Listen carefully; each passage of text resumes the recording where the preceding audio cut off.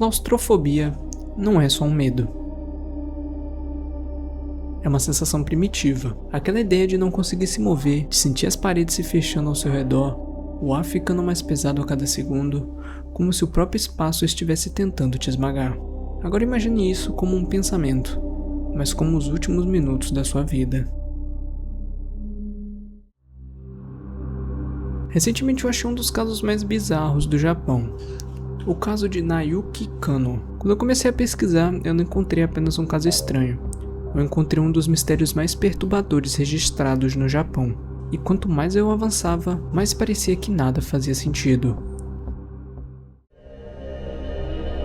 A história de Nayuki começa como a de qualquer um. Ele vivia no Japão, em uma região tranquila, onde praticamente todo mundo se conhecia. Era descrito como alguém reservado, mas educado. Trabalhava, tinha uma rotina simples, e não se envolvia em problemas. E, acima de tudo, não chamava atenção. Não existia nada no comportamento dele que levantasse suspeitas, nenhum histórico estranho, nenhum sinal de algo que estava errado. Até o dia que ele simplesmente desapareceu. Nos primeiros momentos, ninguém entrou em pânico. Pessoas somem o tempo todo por motivos normais. Talvez ele tivesse viajado, talvez estivesse descansando, talvez só quisesse ficar sozinho.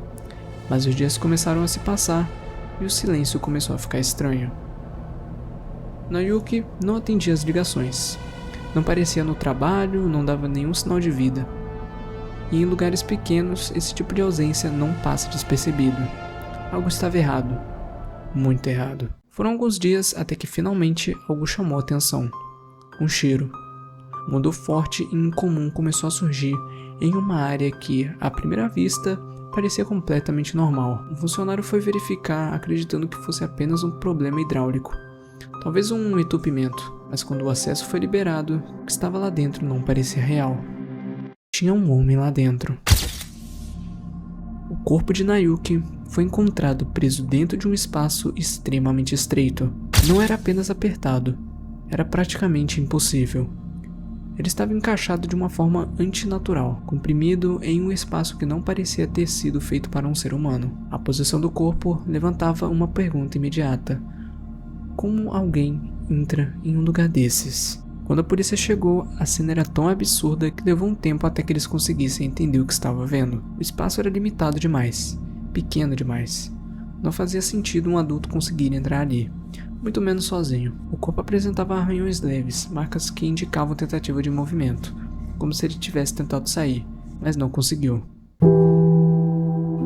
A causa da morte foi determinada como asfixia e exposição prolongada. Em outras palavras, ele morreu preso. Preso sem espaço, preso sem ar e preso sem saída. Mas o que realmente transformou esse caso em um mistério foi a explicação oficial. A polícia concluiu que Nayuki entrou naquele espaço por conta própria, sem ajuda, sem intervenção.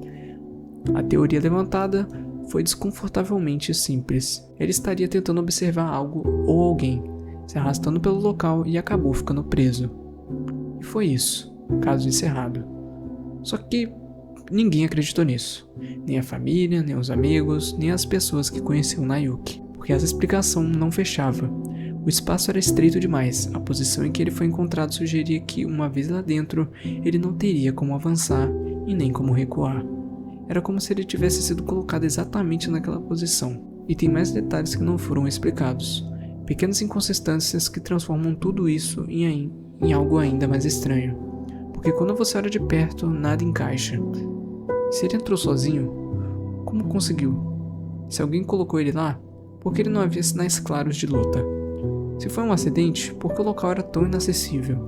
Cada teoria resolve uma parte da história, mas quebra completamente a outra. E talvez o mais perturbador de tudo é imaginar os últimos momentos dele, sem espaço para se mexer, sem conseguir respirar direito, sem saber se alguém iria encontrar. Ou pior, sabendo que ninguém iria. O caso de Nayuki nunca foi totalmente explicado, até hoje.